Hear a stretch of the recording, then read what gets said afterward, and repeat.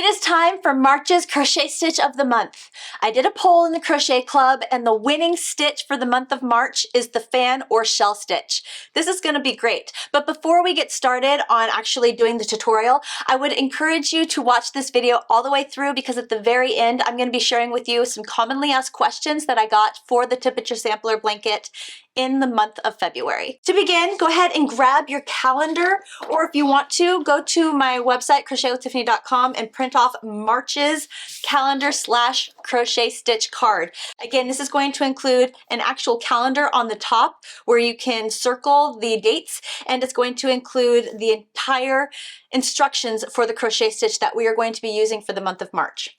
So here I also have February's calendar stitch card, so I know where I stopped and where I need to begin. So I literally stopped, last day was the 28th, which is a Tuesday, so I'm going to skip Wednesday.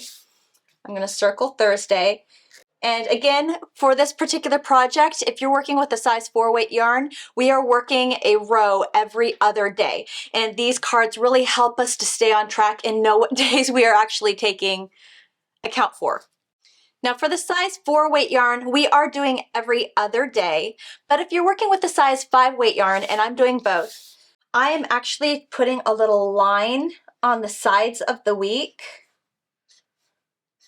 so that way I can account for that week's average temperature. And this is totally up to you on how you want to actually break down the week for a size 5 weight yarn. Size 5. Because we're doing 2 rows a week with the size 5 weight yarn, so you can either do 2 different colors depending on the temperature that week, go with the high and the low, like really do whatever you want to do. But for me, I'm going to just take the average weekly temperature, write that in, and then make both rows in that color. The first row though, if you look at our calendar, you'll see that that first week, or that last week / first week, last week of February, first week of March, it's broken up in half, basically. There's 2 days in the beginning of the week and 2 days in the end of the week that we are accounting for. This last week here, or first week here, last week of February, first week in March, 2 days are in February, 2 days are in March. Now, if you're working with the size 4 weight yarn, you can have the last 2 days be with the bead stitch, and then the next 2 days start with that fan shell stitch. If you are working with that size 5 weight yarn where we are taking that whole week into consideration, I just put this last 2 days, first 2 days, all in the month of February. So that whole first week for the size 5 weight yarn where we're only working 2 rows a week, I'm just doing the bead stitch with those last, or that first row here. So you can feel free to break it up however you want to break it up, but that's what I did. Great, now that the calendar is all set up, let's go over the stitch. I'm going to be using a swatch so that way I can get through the instructions much faster and much smoother. Grabbing the new color that I'm going to attach to my project. Now this particular color is just a neutral color that I thought was very easy to see the stitches and what I'm doing. It isn't connected to any particular temperature. I'm just demonstrating. All right, slip stitch into the very first stitch space to attach the yarn to the project. Perfect. Start by chaining 2. 1, 2. That chain 2 does count as our first double crochet stitch. Next, we're going to make a double crochet stitch in that first stitch space. Double crochet. Skip the next stitch space and single crochet in the following stitch space. Single crochet.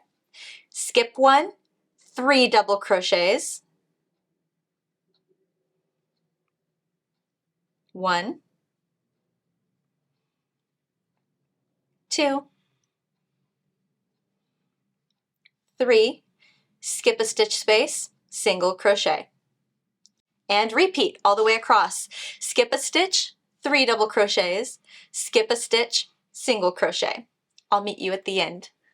Okay, we are now at the end of that first row of the fan or shell stitch, and you'll be looking at what's left over here and thinking, that's not adding up.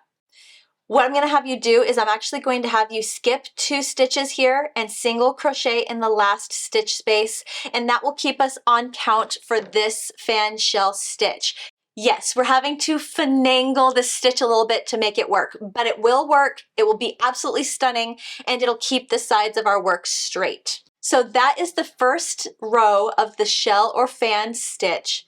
Moving on to the next row, I'm just going to keep my color so I can keep showing you what to do, but depending on your temperature, you may have to cut your yarn here and attach a new color. To begin the next row, you're going to chain 2. Turn your work. So if you were to grab a new color, you would just slip stitch into that first stitch space and then chain 2. That chain 2 counts as your first double crochet stitch. Double crochet in that same first stitch space. Skip the next stitch, single crochet in the following stitch or that middle double crochet. Skip the next stitch, make 3 double crochets in that single crochet stitch. 1, 2, 3. Skip the next stitch, single crochet.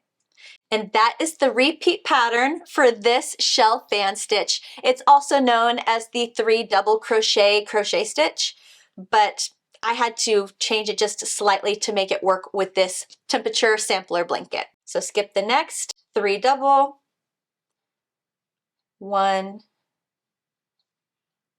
2, 3, skip the next, single crochet. Right, I think you got it. Go ahead and continue on. I'll meet you at the end to show you what to do next. All right, at the end of row 2, we're just going to single crochet in that top turning chain of the chain 2 to close the row. And that is all we are doing for this particular project. Marches, crochet along, temperature blanket, sampler blanket, stitch of the month, repeat row 2. All we're going to do, guys, here on out is chain 2, turn our work. Again, if you're having to attach a new color, you will tie off, slip stitch in the first stitch space, and then chain 2, because that chain 2 counts as our first double crochet stitch. Double crochet in that first stitch space.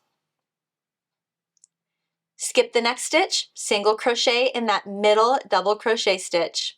Skip the next, 3 double crochet in that single crochet stitch. It is a super beautiful, super easy crochet stitch that I hope you enjoy. It works up really quickly, and I think it's going to just be so much fun to break up this project with a more dense crochet stitch. Now keep in mind, we are making 1 row per day if working with the size 4 weight yarn. We are making 2 rows per week when working with the size 5 weight yarn. I now think you have everything that you need to continue on with the month of March and have the best experience possible. If you do run into any questions at all, please join me in the Crochet Club. There's a whole forum chat area dedicated to this crochet along where you can ask lots of questions and get immediate answers. I will also have lives in the Crochet Club where you can ask me your questions in person and I can give you immediate answers. Before I let you go, let me go over some of the commonly asked questions that I received on the temperature blanket for the month of February.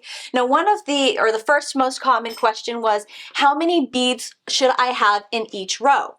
If you're working with the size 4 weight yarn, you should have a total of 95 beads in each row. If you're working with the size 5 weight yarn, you should have a total of 65 beads in each row.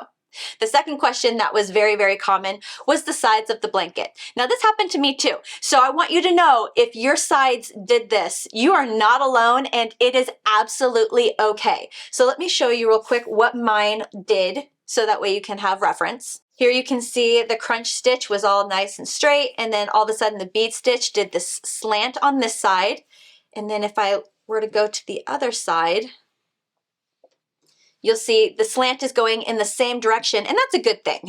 If your slants are flaring out on both ends, that's not good. But if you have 192 stitches with the size 4 weight yarn, you're totally fine. And I believe here, yep, 132 stitches with the size 5 weight yarn. If you have that many stitches, you're on track and you're okay. What's going to happen working the fan stitch on top of this is everything is going to start leveling out again. And then when we make a border around our entire blanket at the very end of this project, it's going to straighten everything out. That border is really going to cause everything to come together. And then that side will flatten out and be straight again. So don't worry about the slant. It'll be okay. You're good. And the very last thing that people were asking is, how long should my blanket be at this point? A lot of people are still concerned about the length of their temperature blanket. Now for me, at the end of February, I have a length of 12 inches or 30 centimeters. So we're really trugging along, just finishing the second month, already have a foot in. We have another 10 months to go. I think we're going to have a decent sized blanket. All right, guys, that is it. That is March's crochet stitch of the month. I hope you really enjoyed this video, enjoyed this tutorial, and I hope you have the best day. Thank you so much for hanging out with me, and I'll see you with the next one. Bye, guys.